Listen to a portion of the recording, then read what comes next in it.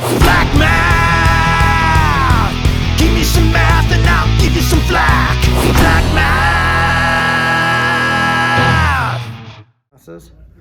So 25, 26, and 28. And then next week will be another test week. We have another test. Yeah, but it's next week, so we got a little bit of a break before then. Okay, so we're gonna do 25 today. What if we just didn't do this test? How do we do? Wait, so the test is next Tuesday? No, it'll be due 2 weeks from now. How many So more tests do we have this semester? Thank God. How many we'll have like probably 5 or 6, Ugh, maybe 7 at the most. this semester? Yep. More? No. Oh. Total. Oh. So you've already done 2, right? Yeah. 3, right? Not 2. Oh, yeah. You did test 3, but. Oh, yeah. Okay, we are going to talk about triangle congruence. Not good. What's congruence mean again? Oh, I took a note about it. Equal, but for a shape. Yep, so same shape and same size. I remember What if the it's- symbol. Does that count? Is it? Yeah, what is it? It's the equal with a little squiggly line over it, Nice. right? Triangle congruence. Good Oh, job. I'm so good at life. Okay, so what does it mean if it's just the same shape but a different size? What's that called? Same shape, different size. Like a big triangle and a baby triangle, but they have the same shape. What's that called? Starts with an S. Symmetrical pair. Not that. Similar. Similar. That's right. What's that symbol look like? What symbol? It's similar. It's 2 wavy lines. Well, 2, that's Is that approximately. 2 forward? That's another one. See, that's a cool. It's cool how they're all related, but that's like an approximate. Like pi is approximately 3.14. Is Tristan here today? No. Oh, that's nice. That's nice that Tristan's not here. Where is he? What'd you say?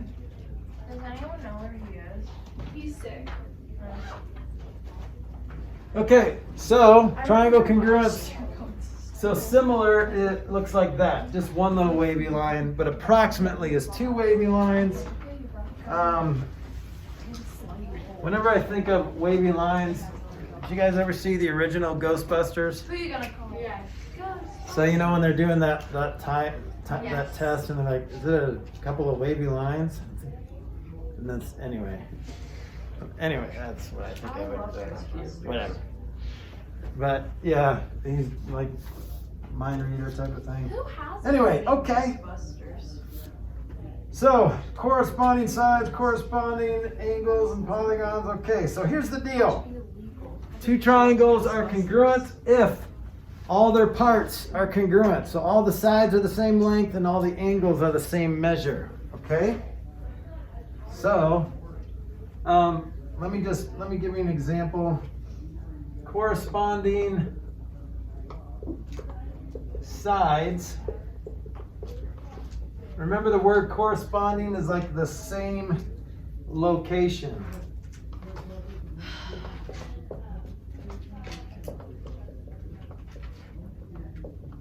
Corresponding sides and corresponding angles of polygons are basically those sides and angles that are in the same place, the same position.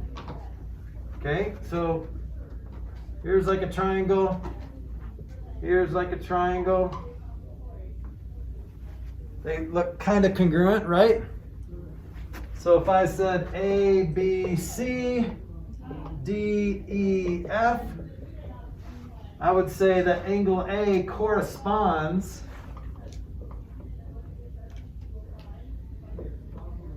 with angle what? What does angle A correspond with? D. D, it's the same position, that bottom left angle, right? Angle B corresponds with angle E, right? Angle C corresponds with angle F. And then all the sides. So line segment AB would correspond with what? DF. No, DE. So. DE, that's right. And then BC corresponds with EF, right? It's pretty easy, not too bad, right, to identify corresponding parts of triangles, especially if they're congruent.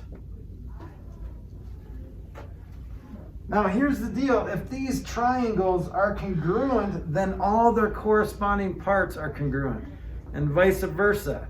So this is a biconditional statement. If all corresponding parts of two triangles are congruent, all 6 parts are congruent, then the triangles themselves are congruent, okay?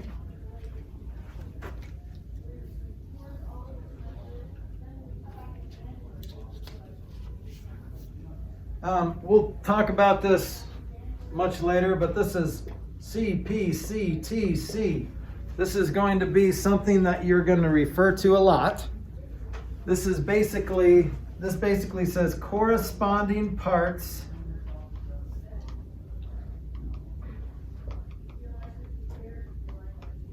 of congruent triangles are congruent.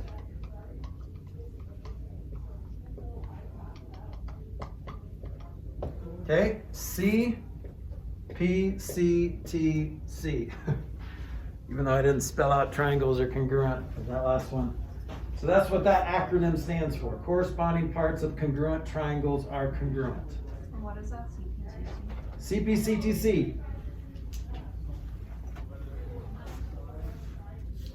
Okay, so far, in order to prove that 2 triangles are congruent, you have to prove that all the parts are congruent. All 6 of them.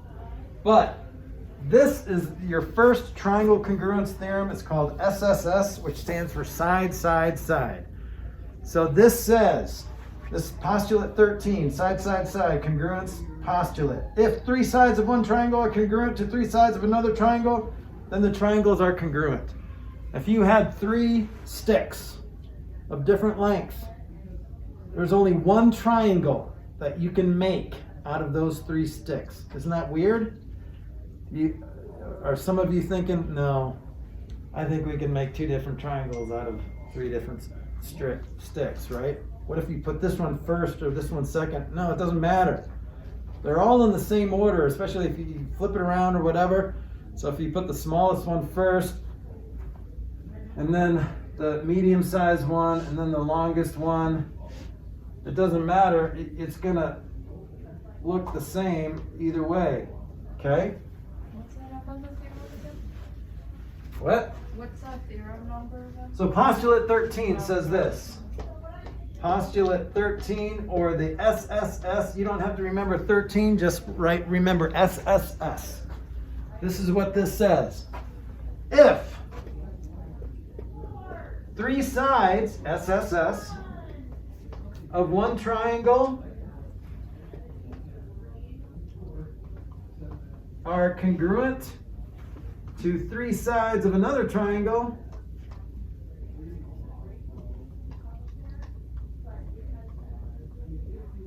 then the triangles are congruent. So the if statement, the hypothesis is 3 sides of one triangle are congruent to 3 sides of another triangle. The conclusion is triangles are congruent.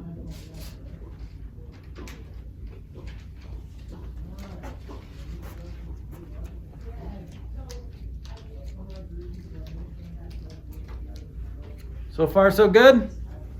That's SSS.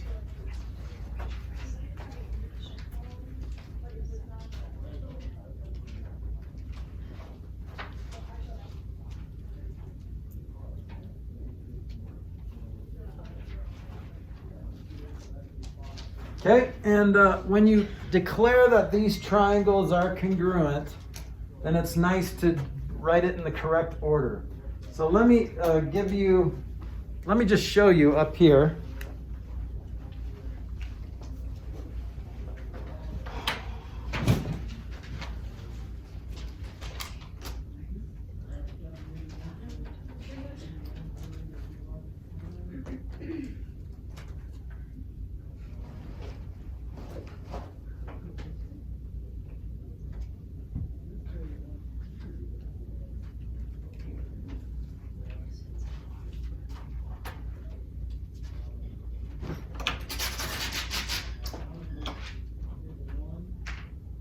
That was so loud.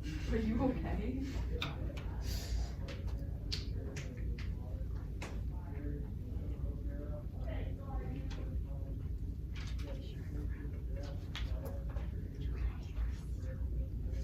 Okay, so look at these triangles.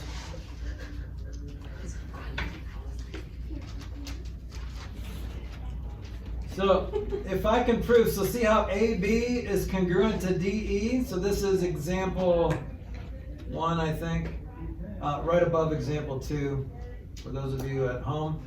AB is congruent to DE, BC is congruent to EF, and AC is congruent to DF. So according to SSS, these triangles are congruent. Well, how would I say that they're congruent? With writing in order of their corresponding parts. So see how A corresponds to D, B corresponds with E, and it's easy because they're both have the same orientation. They're both have the more obtuse angle on top, right? So they're both in the same orientation, so it's easy to list them in corresponding parts. But look at example 2, naming congruent triangles. These are congruent because look, QR is congruent to LM, PR is congruent to KM, and PQ is congruent to, what is that, KL? You see that? See how the one hash mark and then 2 hash marks and then 3 hash marks? Okay? Let's put our phones away. What? What? I wasn't just talking to you. I Upset. actually talked to your sister at last period too about her phone. It's okay. It's just a common issue. So look at this. How would I say these two triangles are congruent? Someone want to give me one of 3 ways to say that these triangles are congruent? One of the ways is they both have the same angle. Yeah, they do. That's proving that they're congruent, because we can say that the sides are congruent. But how would what's the congruent statement look like, Kate? This might be wrong, but if you flip the KLM one, Okay. it's you turn it a little bit, so the point where L is the top number or top letter, they're the exact same. Okay, so you have to, it's not just rotated. Yeah, you could just rotate a little bit that way. So how would I say that statement? Oh, it would be Triangle. if triangle congruence. No. Oh, the SSS. No, you would say this. Okay, I'm not making myself clear. And actually, people in this class got this question wrong on their test. So here's what I mean by a congruent statement. Triangle blah blah blah is congruent to triangle blah blah blah. Okay? So give me a congruent statement saying that these two triangles are congruent. Triangle KLM is congruent to triangle QRP. What'd you say, QRP? Yeah. So not quite, because see how we didn't line up the corresponding parts. So KLM is congruent to what? PQR. Right, PQR. So K has to go in the same position as P in the congruent statement. So yes, triangle KLM is congruent to triangle QRP, but that's not grammatically correct. Okay? So it's better to say the statement in order of their corresponding parts. So K needs to go with P, L needs to go with Q, and M needs to go with R. So triangle KLM is congruent to triangle PQR.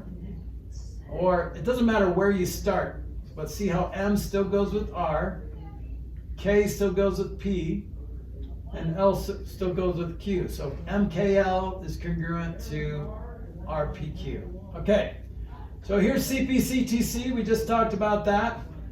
So let's move on here.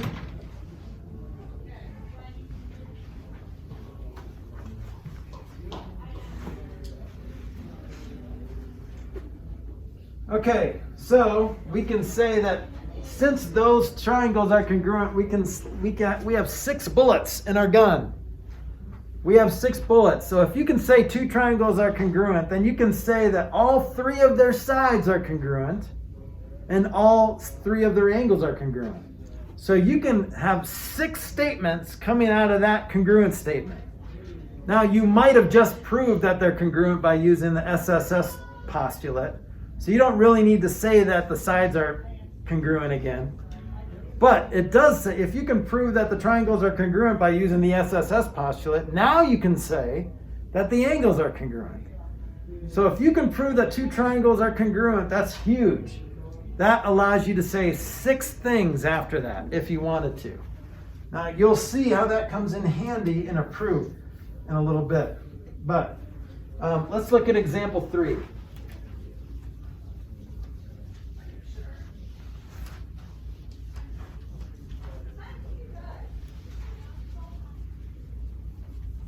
So really, you don't really need a diagram for this, but I'm going to tell you it. And I want to write a congruent statement, and then I'm going to write 6 statements after that.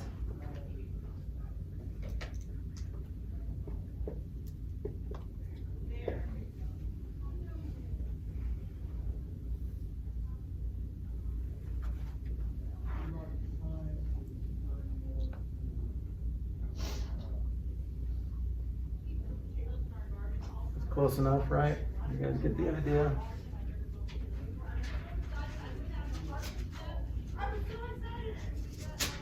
Okay, so I want to write a congruent statement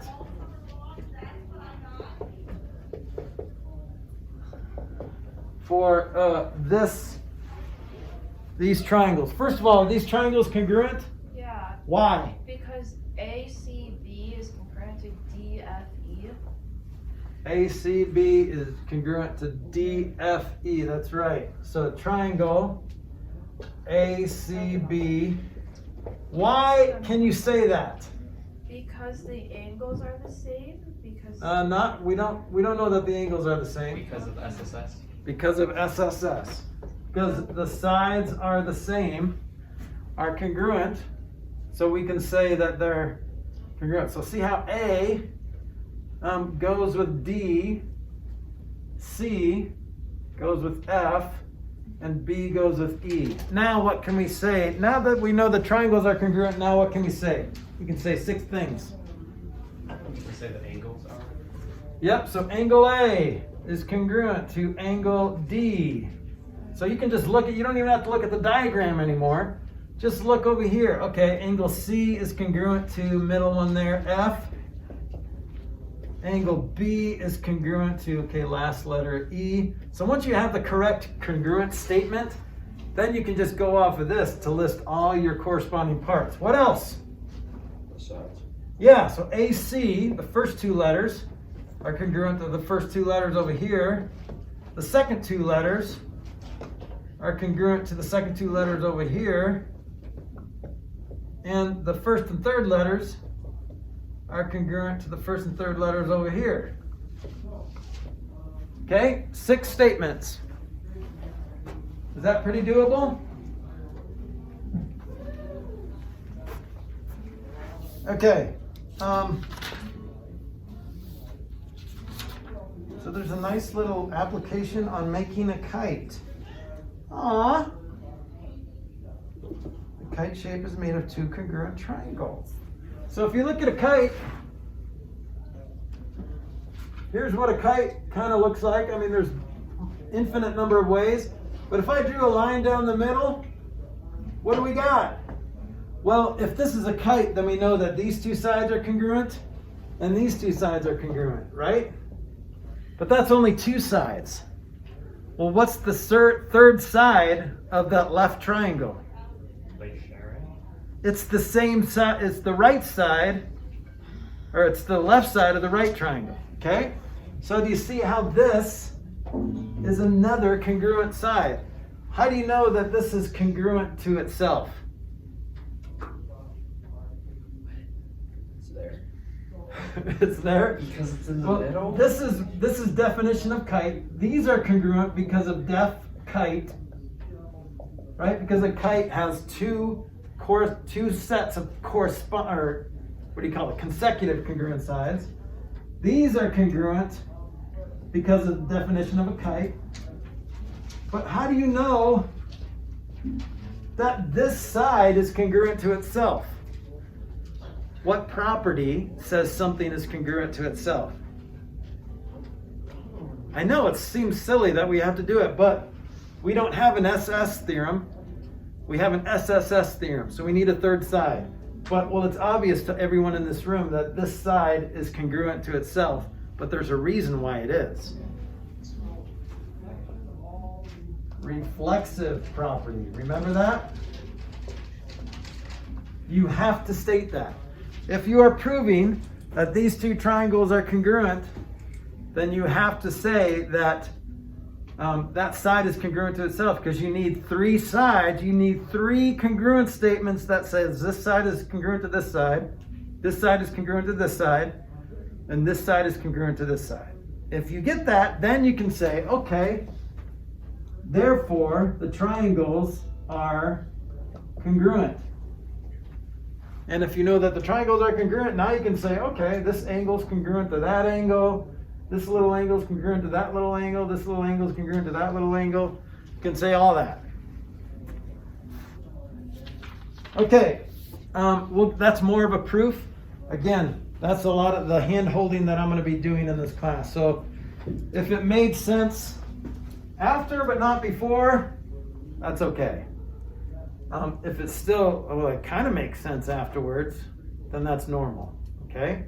If it makes perfect sense afterwards, that's a little abnormal, okay? So don't feel bad if it doesn't make perfect sense. All right, next lesson, 26. All right, next lesson, 26. All right, next lesson, 26. All right, next lesson, 26.